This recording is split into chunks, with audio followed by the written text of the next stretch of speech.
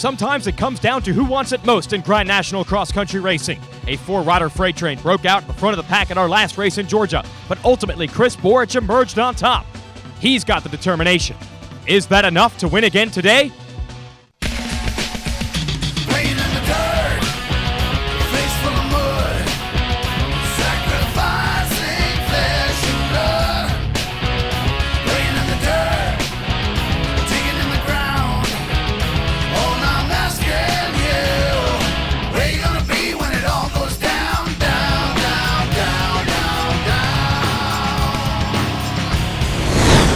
Well, hello everyone and welcome to another episode of RacerTV covering the toughest, gnarliest off-road racing series in all the land, the 2009 Can-Am Grand National Cross Country Series.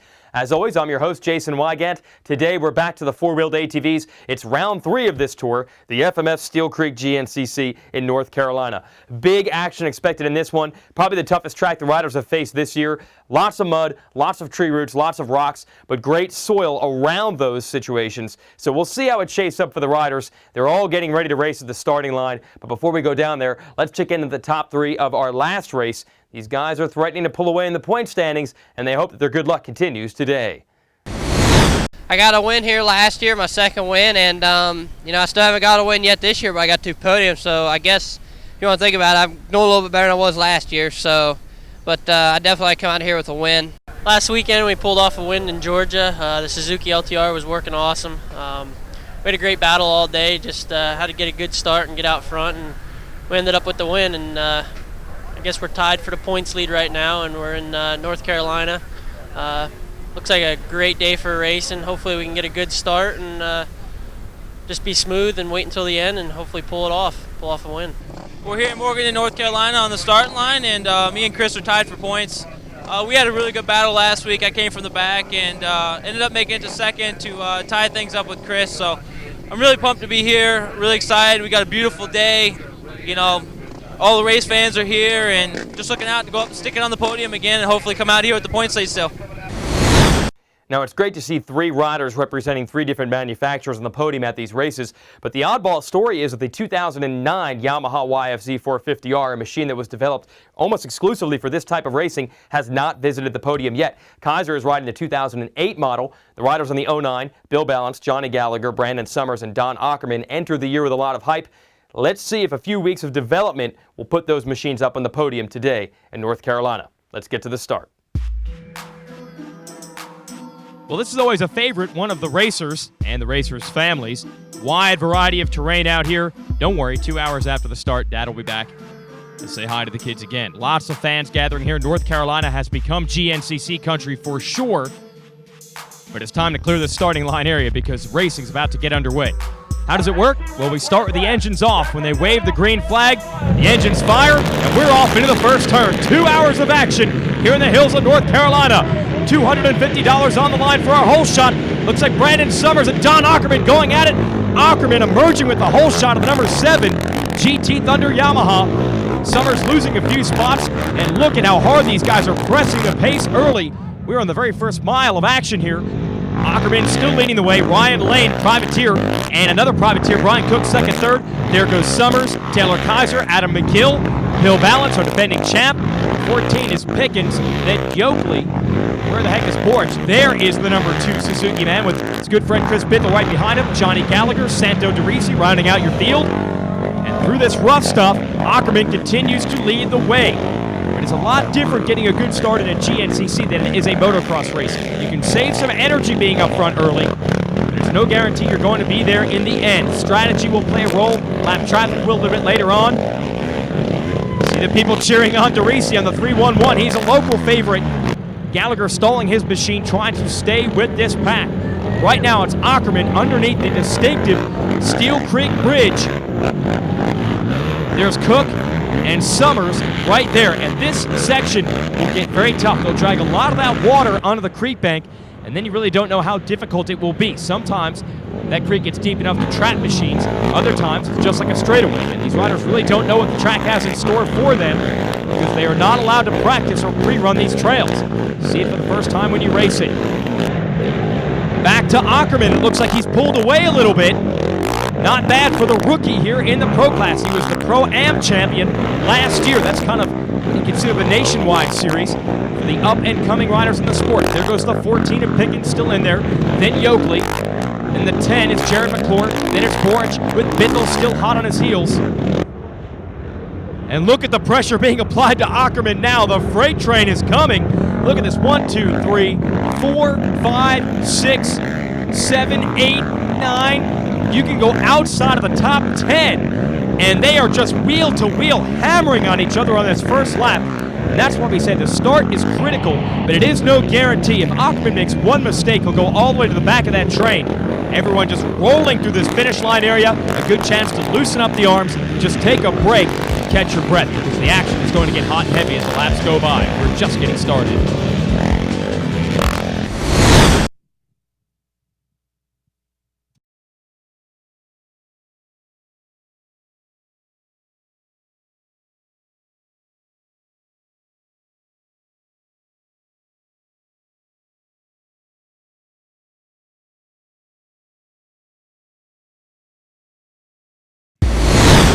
RacerTV is brought to you by Can-Am,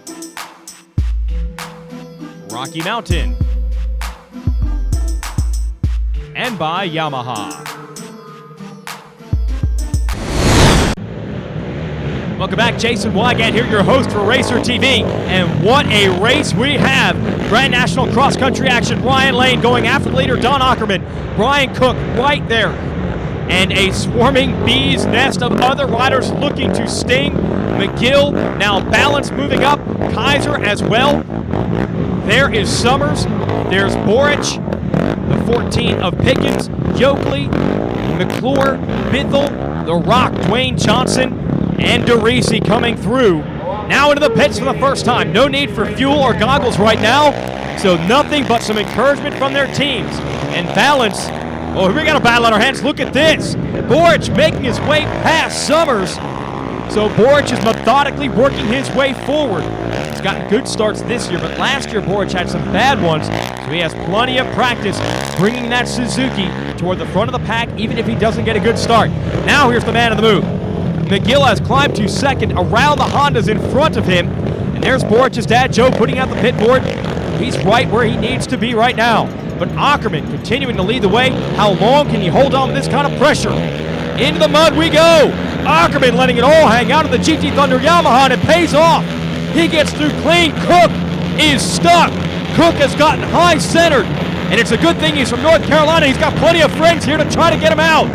But Cook has gone all the way to the back of the train, and I'd say he's out of the top 10 now. And yes, it is a fan-friendly sport. The fans are allowed to get involved, and that will play a factor.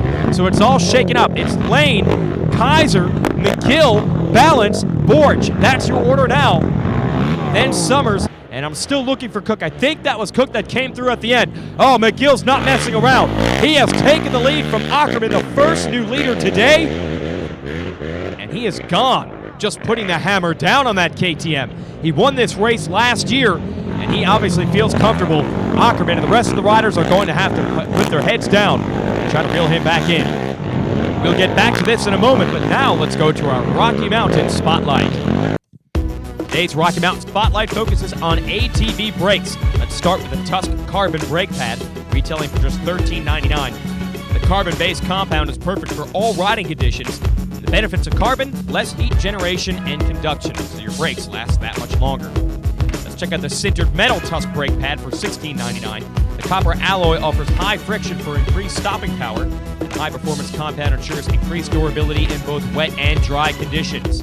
Then there's the Tusk stainless steel Typhoon brake rotor, retailing for $59.99. Typhoon rotors are made from tempered stainless steel for optimal performance and durability, and can be used with any type of brake pad. The Wave design not only looks cool, but it saves weight and reduces heat in the braking system for consistent braking performance. Tusk ATV steel braided brake lines are a must for any ATV racer. They retail for $74.99 in the front and $34.99 for rear lines. Made of top quality stainless steel with a protective clear rubber coat that will not expand, providing increased brake feel and maximum stopping power. All brake lines include new copper washers and banjo bolts. Standard and extending lengths are available for longer A-arms and swing arms, and they're made in the USA. Rocky Mountain ATV MC is the leading online seller of ATV and motorcycle parts, accessories, and apparel with an industry-leading website, free shipping on orders over $99 in the continental U.S., and a huge inventory of in-stock items. You're sure to get the products you need at the prices you want, shipped quickly to your door. Visit their website at RockyMountainATVMC.com for more, or call 1-800-272-6329 to request a free catalog. Okay, back to the action here. Adam McGill continuing to lead the way and picking his own lines, going in between some of the lines other people have used. Look at this, Kaiser and Boric up to second and third with balance right behind them. So the champ is in the hunt, battling with the riders who have been on the podium for the first 2 rounds. Smoke coming out of the machine of Cook. He's already had his troubles today. And look at McGill try to open it up. He's got clear racetrack, looking to take advantage. Kaiser, man, they're all getting beat up through that section. Boric looks to be the smoothest of anyone, and good to see balance there in the hunt. Started the year off with ribs surgically removed from his side in the off-season and struggled mightily at the first 2 rounds. Looks better today. You see that freight train that we had earlier on. They're beginning to string out just a bit into the KTM pit. McGill is in, and you do not hear another machine in the distance yet. So this is what McGill wanted to do. He wanted to come out here in North Carolina and win in dominant fashion just like he did last year. And here comes Kaiser into the pits. They're not going to give up. He got a win a couple of weeks ago. He knows what it takes, and you know Boric won't give up either. Stay tuned.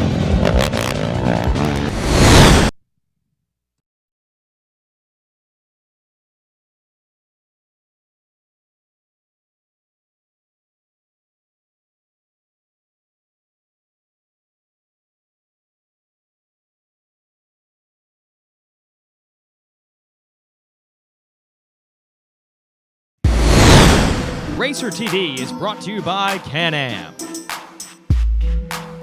Rocky Mountain, and by Yamaha. Here it is, Adam McGill continuing to lead here at Steele Creek on the KTM, motoring away from the competition. And here is the competition. Kaiser, Cook has moved around Boric, and the Rock Dwayne Johnson, good to see him up there. He has gotten around balance. Johnson raced a limited schedule last year, has decided to come back to racing full-time. He's doing a great job with it. Look at McGill pouring it on. You know he is smiling under that helmet. The fans going crazy down here at Steele Creek. They have found the mud holes. And so has Kaiser. He's gotten the machine stuck in the same spot that claimed Brian Cook earlier today.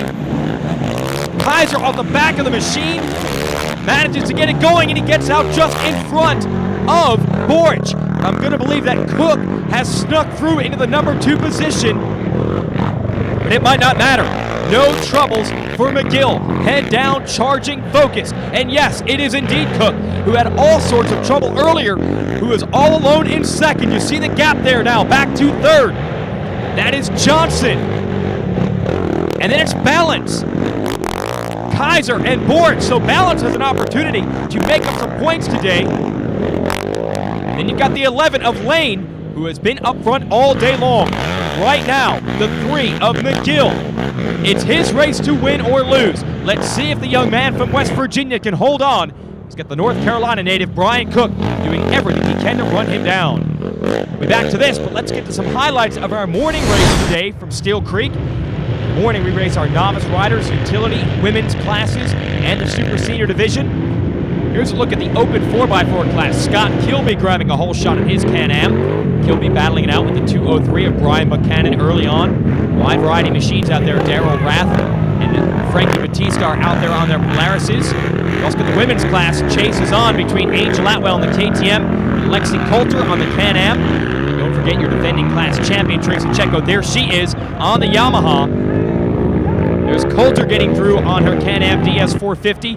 Super competitive, that women's division. And in fact, they win the overalls more often than not. Michael Swift, he's the master of the limited 4x4 class for what are basically stock machines.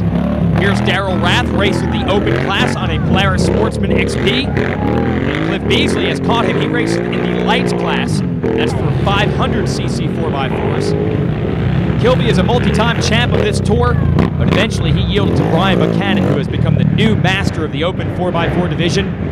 Atwell is hoping to say the same thing about her in the women's class when the year is over. She won the first 2 rounds overall, and she was looking to do it again here at round 3. But Coulter and Checo were right there through most of it. When it counted, Atwell's experience paid off, and she pulled away down the stretch on her KTM and headed for home. 3 races, 3 wins for Atwell. The young lady out of Pennsylvania is definitely happy with that. So there's one more KTM rider left out there to try to win, and it's this man, KTM's Adam McGill. And one rider left to challenge him. Brian Cook has not given up the chase from second. And how about Bill Balance in a podium position in third? Considering the trouble he's had this year, that's great. He's got the Rock Dwayne Johnson right there, Kaiser, Boric, and now Bithell mounting a charge. Still enough time for something to change out here. Cook stopping for one last splash of fuel. Can he reel in the leader? Stay tuned.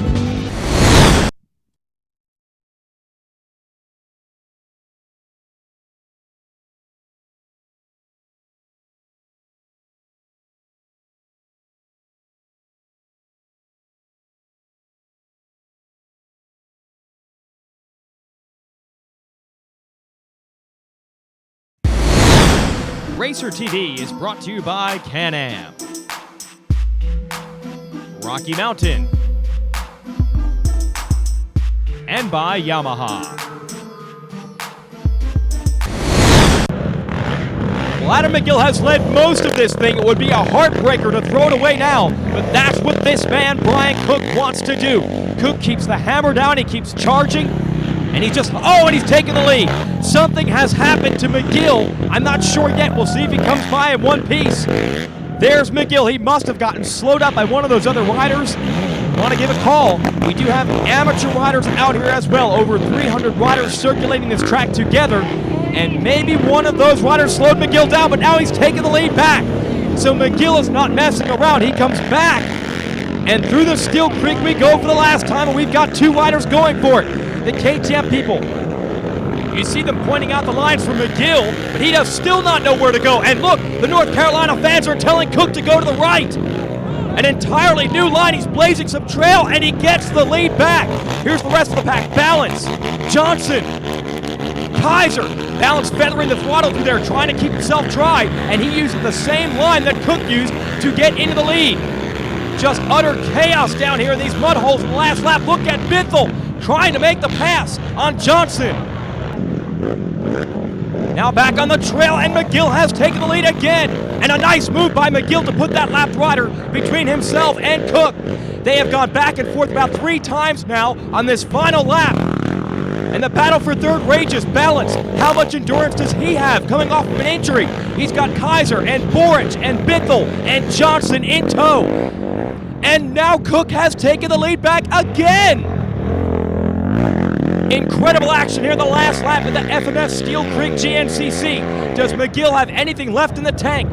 There's some open trail coming up, leading to the finish line, and any of these riders could try to execute a pass through there. And we're on to that section.